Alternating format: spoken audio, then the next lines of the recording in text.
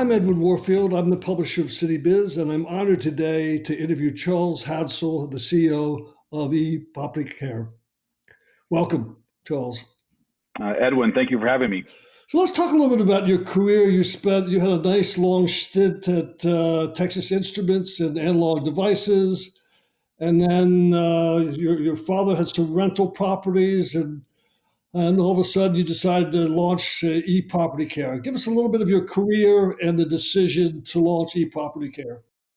Yeah, sure. So I got an engineering degree, and I started out of college working for Texas Instruments, down in Dallas. So I got into some, technical sales roles there, and then moved into like marketing, business development, business management, and then general management. So I relocated to a bunch of different cities throughout my tenure at TI, and that kind of was my start into real estate. Because every city I moved to, I would buy a house, rent out rooms, then move to my next job and rent out and rinse and repeat. So I kind of accidentally acquired this real estate portfolio on the side as I was pursuing my tech jobs, at Texas Instruments and Analog Devices.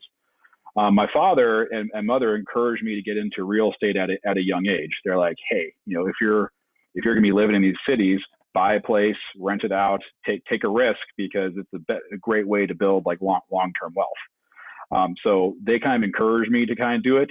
Probably when I wasn't before I was actually ready, but I'm really glad that they pushed me, because it's turned out quite well. When we were kind of talking about ePropertyCare, so really the reason why we kind of got to this point was, in my last company, they acquired a big competitor, and through all the reshuffling process, I found myself out of the job.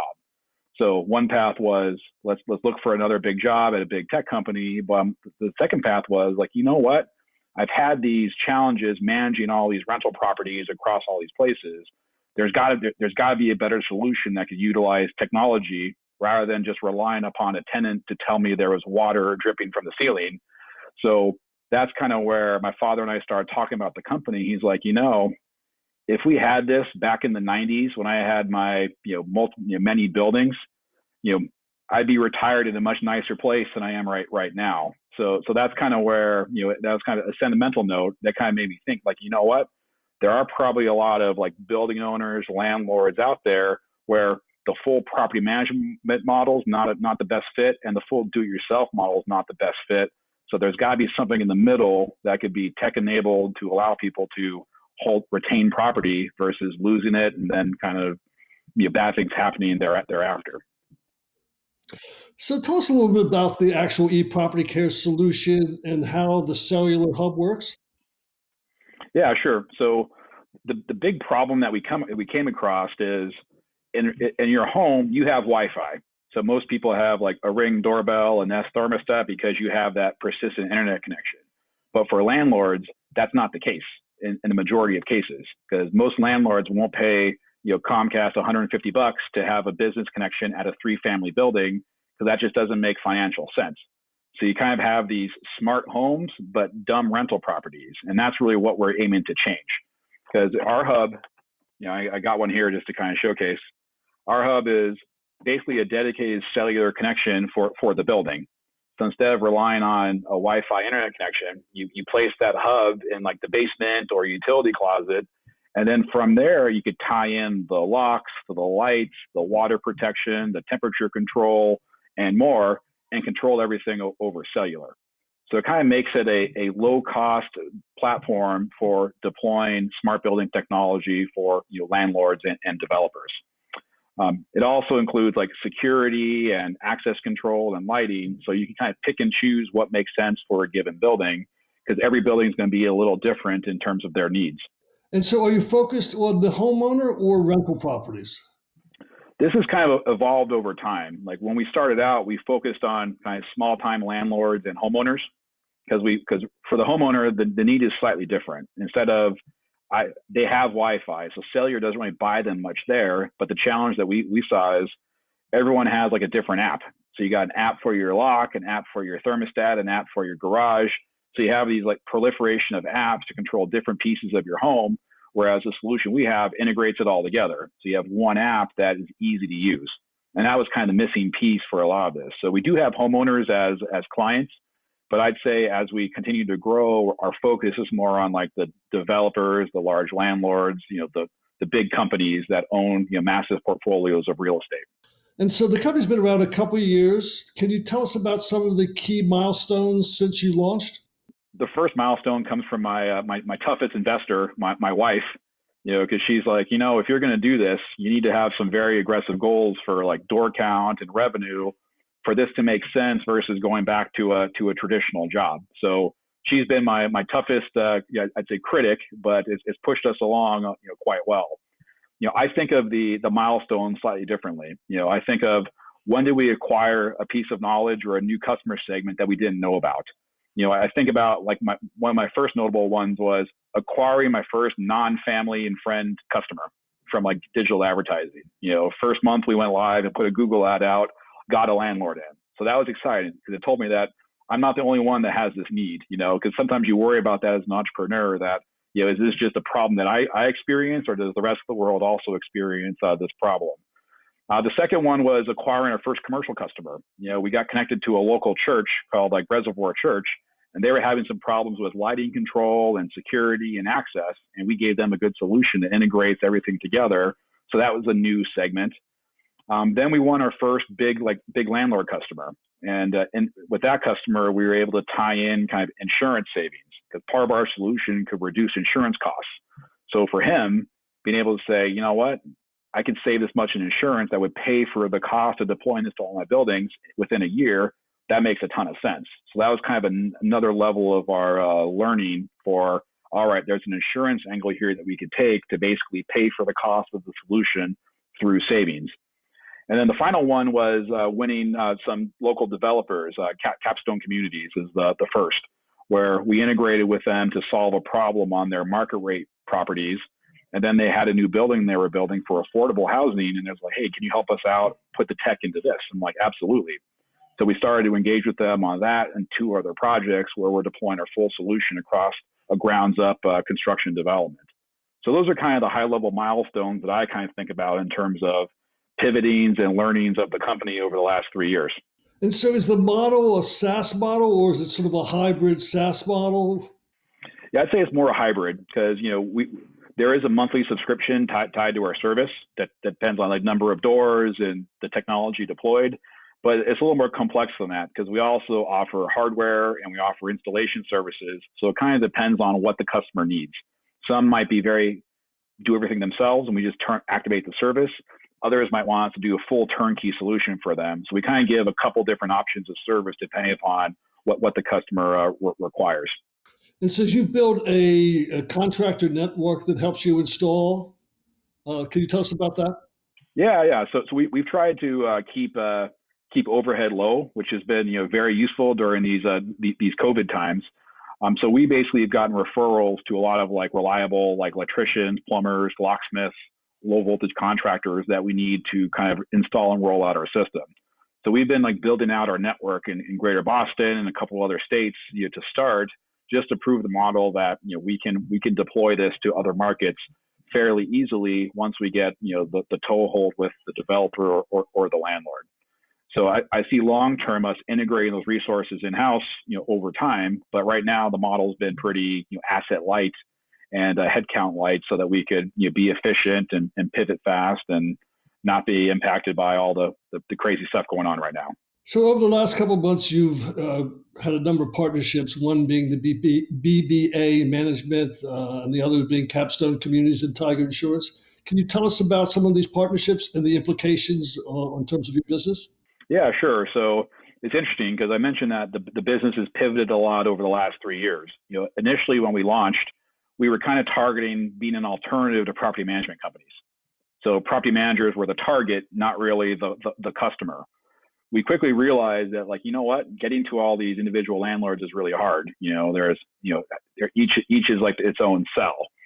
Once we got introduced to a property management company through one of our customers, Greg at BBA, it was a natural fit. Because he was a very tech forward, operator, where he saw the value and how it could reduce his expense and make his life a lot easier to be able to deploy this to his buildings. So that was the first kind of like big property management company that we engaged with, where he's planning to roll it out to all his properties, so that from his phone he could check on status, unlock doors, detect water leaks, have video surveillance of the key common areas of the buildings, and that makes his service better to his end customer. So he's now kind of a high-tech property manager that can now determine when things are going wrong in advance of it being reported by a tenant. So that provides better overall protection to his end client. So Greg Dorsey was the first one where he really leaned into this concept. So it's important because it kind of paves the way for our solution, makes their lives easier, and allows them to do a better service for their end customers. Capstone Communities was another pretty recent one that we're really excited about, because it kind of proven that we could scale this up into like the grounds up construction market. So by engaging on like the plans and the specs of the building, we could basically dictate where wires need to be run to enable our system to work very efficiently and effectively, which saves a lot of cost of trying to retrofit existing construction buildings. And with Capstone, it was nice because they also have a big focus on affordable housing. So they're able to kind of do well and do good at the same time by deploying this technology to make their residents' experience better, but also improve overall building operations. And finally, Titan Insurance. Titan, we got introduced to Titan about a year and a half ago, and it was really a kind of a high-tech insurance agency, in Greater Boston, that just had a very clear vision that aligned with what we were doing. So together, we kind of go into a building and say, hey, listen, we could reduce your insurance expense, and in some cases cover the cost of deploying our solution. Let's roll this all out. So that's been a integral part of our business model and our sales approach, is to kind of show tangible savings, because most landlords are very skeptical at numbers that are not proven. But if I could literally lay down an insurance policy next to their existing policy and say, if you put this in, here's what your price is, they believe that. And then the rest of the solution is much easier to realize that, well, yeah, I'll get some electrical savings, some water savings, some efficiency savings. That's all kind of cherry on the top then. So your footprint to date has been just primarily the Boston area. Let's talk about your footprint, your sort of plans for growing, scaling in terms of geography, and really, how are you going to scale this company into other cities and other marketplaces?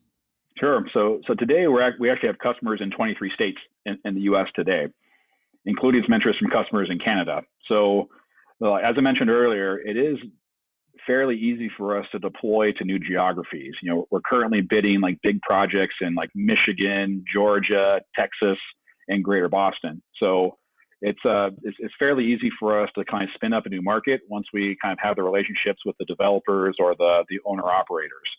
So the plan is, for the key geographies where we really get a toehold, those are places where we'll roll out like on the ground resources that are dedicated to us. Until we get to that point, we'll use partnerships with like local like trades and companies to execute the installs in a way that meets our quality standards. And so how has the company been funded to date, and are there any plans for angel or private equity funding? Yeah, so thus far we've actually been fully bootstrapped. So we invested our own money in the company to try to figure out what the company is going to become. And I'm really glad we took that approach, because if we raised a bunch of money early on, our company had a very different focus. We were a lot more focused on like a repair network and executing like repairs, but we have since pivoted away from that. So this has kind of allowed us to kind of figure out our optimal model, target customer, target product, where now I feel we kind of have that kind of product market fit. So I think this year is going to be a critical year for like scaling up. So this year we're going to get into like the multi thousands of doors, and we're actually going to start hiring our first dedicated resources. We've been founder led thus far, but now I think we've reached a point of like revenue where we can now afford to hire some resources to help us accelerate the sales efforts to kind of get to that next level. And so that's what is a lead into your plans for 2021. Yeah, where are you headed in for the next year? Yeah, so I think this year, we have a target of getting to, I won't give you the exact number, but to like several thousand doors.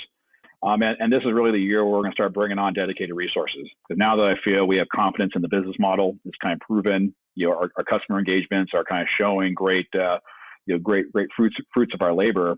So we plan to kind of start to scale up and really accelerate the sales efforts. And to finish the answer of your previous question, I think there is a point where we'll raise outside capital, especially when we want to really put on boots on the ground in a lot of the key metropolitan areas where we have a presence and want to establish traction. I kind of look at, one of my company advisors is the co-founder of Buildium. They're one of the largest property management software companies that recently got acquired by RealPage. And they took a very similar approach. They bootstrapped it up to a certain point. They took in some private equity investment to kind of scale up and to compete with some of the VC funded type of companies. And then they sold to a huge company, several years later. So that's kind of a model that I could see working for us, because we're not really a venture capital model, for our overall business. We kind of see it as, equity, some debt funding could get us to that escape velocity that could allow us to then accelerate up to the tens of thousands of doors, which is really the place where we need to be within a couple of years. And we didn't touch on what's the competitive landscape look like? Is there anyone directly in the IoT property management business where you are? There's a lot of the big competitors that have really put a focus on the home. Like when you think of Google, Amazon, they're focused on the homeowner, and they're kind of tangentially starting to try to get into the kind of the landlord developer building space. On the high end, there's a lot of building management systems that are already in place by Honeywell, Siemens Building, and others. But those are really, really expensive solutions for big, huge commercial buildings. There's kind of been a pretty good opportunity in this mid-sized development world for deploying a very kind of cost-effective IoT solution that operates over cellular. Most of our competitors operate over Wi-Fi, and that's one big limitation in this IoT space, where we want to have low power, reliability are really important for sustaining building operations, because you don't want to be replacing batteries every 6 months because that Wi-Fi sensor ran out. So there are a lot of people playing in this IoT space. I'd say the focus on the landlord developer and the cellular nature of our solution makes us fairly unique right now, at least. I expect that to change over time, but by then, hopefully, we'll have additional footprints in a lot more markets to be able to build market share. So you told us about your wife's role in this company. Let's can you update us on your father's role? How is he excited where you are, the progress you're making? How's Dad reacting? Yeah, no, it's been honestly really great to spend a lot more time with my dad in this business context, because I'm based in Boston, he's in California, so we don't get to see each other that often, especially now with this whole COVID thing going on. But we had a call this morning, and he's really excited about where this is going. We're getting some big bids, some big wins, and he sees this thing kind of really accelerating over the next few years. So it's been really great for our relationship, and it's been a lot of fun to kind of do this together with him. Okay, yeah. So tell us the role that insurance plays in your business plan. Yeah, so we kind of stumbled upon this probably about a year into our efforts, that we realized that, our water protection solution greatly reduces risks for the insurance companies. So there's got to be some kind of financial motivation and some feedback that the insurance companies could give to clients to encourage the adoption of this solution. So we worked with one of our local agency partner, Titan, to start engaging some insurance carriers in the local New England market. And the feedback was quite positive. I think everyone's been very interested in these solutions, but a lot of the solutions to date have had gaps, where they're Wi-Fi, they're not cellular, they can't detect leaks the same way that we can. So we kind of checked all the boxes that were missing in a really robust solution that the insurance carriers would believe in. So we started to get some good proof points of being able to save landlords, thousands of dollars annually by having some of these solutions deployed. So that became a pretty integral part of our model now for when we bid on new business, to show the savings that directly correlated to our solution. And so I assume that in terms of scaling your business will dramatically change the how you will scale your business? I think it adds to the way we scale, because if we get carrier partnerships in markets that we have a heavy presence, we'll grow hand in hand, because we'll bring them business, they'll bring us business, we'll grow together. It's when we have to forge those new relationships in markets that don't have carriers that really understand the solution, that's gonna slow us down a bit in those markets. But the carriers that we're currently working with, they cover a lot of the key metropolitan areas that we want to target. So I feel we have a pretty good footprint that we could attack with a kind of this integrated insurance IoT approach. So I read a book a couple of years ago, which I probably should have reskimmed this weekend in preparation. I assume you've read the grid. Great, yeah, we've heard that. So how nervous should we be concerned about the electrical grid? So I think this idea of kind of people taking down the power grid, I think that is a very real threat, because a lot of people talk about how secure is your solution. How easily could someone like hack into it and control your home? So that's where like the platform that we utilize is based on alarm.com, and alarm.com has actually done a great job basically creating their own data cloud that they utilize for their platform. So it's very different from the approach that like Google and Amazon take, where they basically sell off information as part of their advertising.